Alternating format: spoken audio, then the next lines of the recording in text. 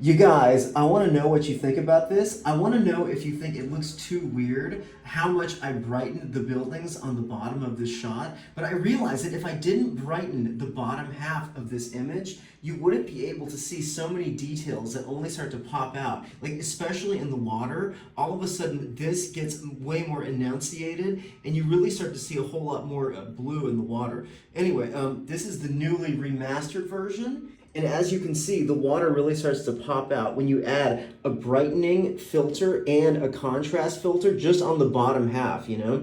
I mean, it's a sad thing how there is an element of weirdness to it because, you know, you get all these super bright buildings down here and you get the super bright part of the golf course, which is something you never saw in the original version, or that's how green the golf course was, you know? But all of a sudden, when you have this super bright green golf course, then you have to go over here and recorrect this darker green area because it just doesn't feel right. Of like, why would that part be so, you know, overly bright? Like it looks kind of wonky to your eye, you know? So pictures like this really do take a long time to truly master. And in case you guys have any suggestions of the better ways I could be doing this, let me know. Because a picture like this could be worth so much to, like, literally every single person who lives down here in any of these buildings. Think about the fact that you'll never be able to take a high altitude helicopter photo from this angle that has the King's Village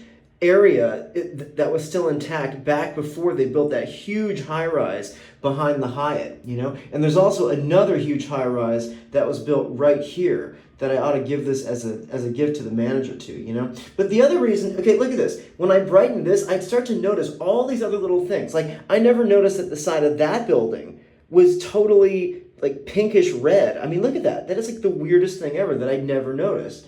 And as you scroll through Waikiki, you see how there's all kinds of little Easter eggs that only pop up when you start to brighten and you start to not feel ashamed of yourself for looking a little off, you know? It's a necessary weirdness, wouldn't you say?